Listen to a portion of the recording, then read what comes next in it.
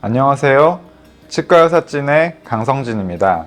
오늘은 많은 분들이 궁금해하시는 치과 수면 치료에 대해서 설명드리는 시간을 갖도록 하겠습니다.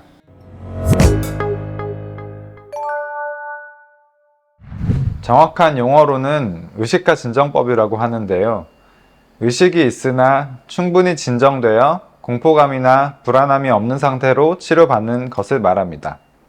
여기서 말하는 의식이 있다는 말은 숨을 쉴 수 있고 심장이 뛰고 있고 침이 기도로 넘어가면 기침을 할 수 있는 정도의 의식 수준을 말합니다.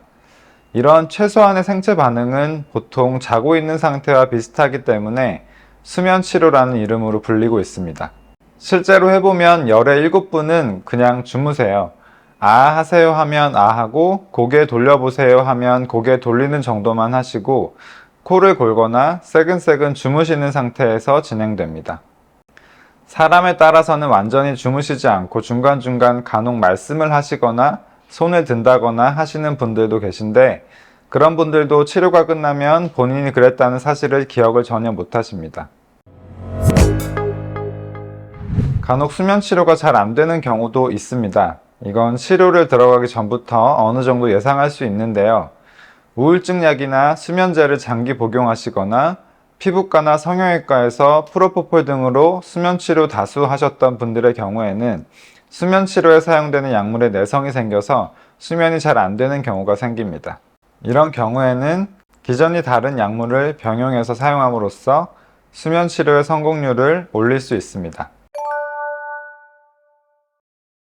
약물의 힘을 받게 됩니다. 보통 치과에서 수면 치료를 위해서 사용하는 약물은 미다졸람이라고 하는데요.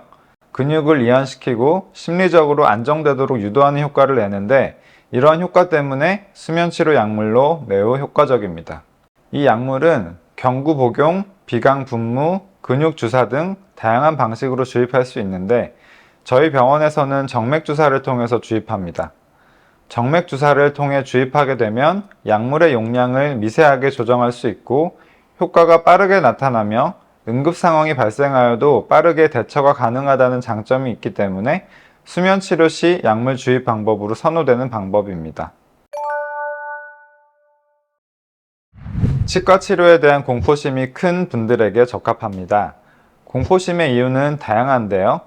통증을 두려워하시는 경우, 어릴 적 트라우마로 치과에서 나는 소리나 냄새에도 불안해지는 경우, 입안에 기구가 들어오는 것에 대한 두려움 등이 있습니다.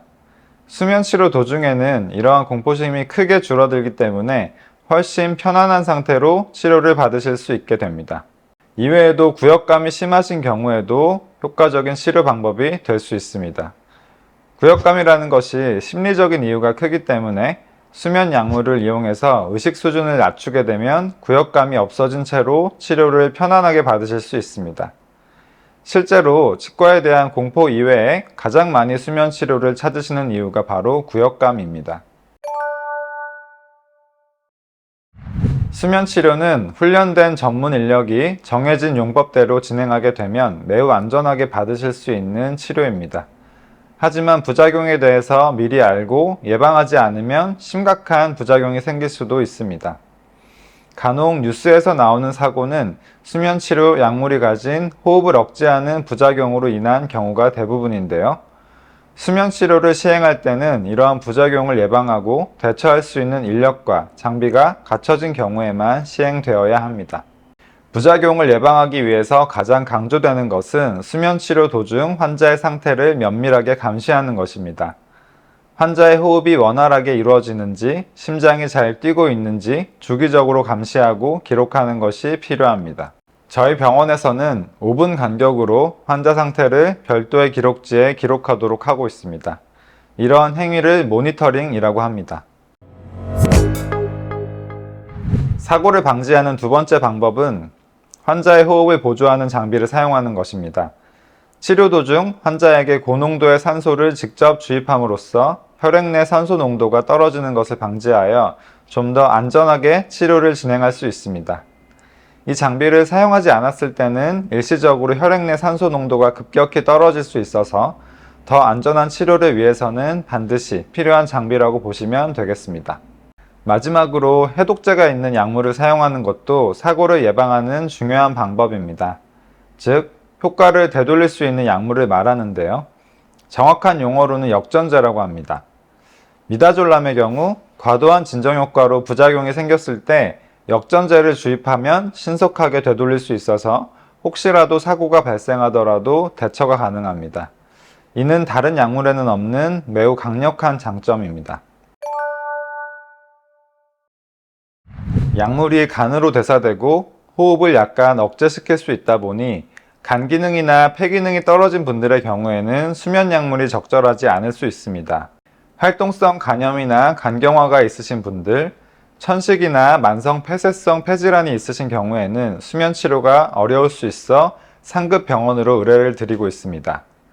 그리고 80세 이상의 고령이시거나 파킨슨이나 치매 등으로 중추신경계에 작용하는 약물을 다수 복용하고 계시는 경우에도 의원급에서 수면 치료를 진행하기는 위험할 수 있어 의뢰를 드리고 있습니다. 지금까지 치과 수면 치료에 대해서 말씀을 드렸는데요. 혹시 더 궁금하신 사항이 있으시면 댓글로 달아주세요. 최선 다해서 답변 드리겠습니다. 지금까지 시청해주셔서 감사합니다. 치과의사찐 강성진이었습니다.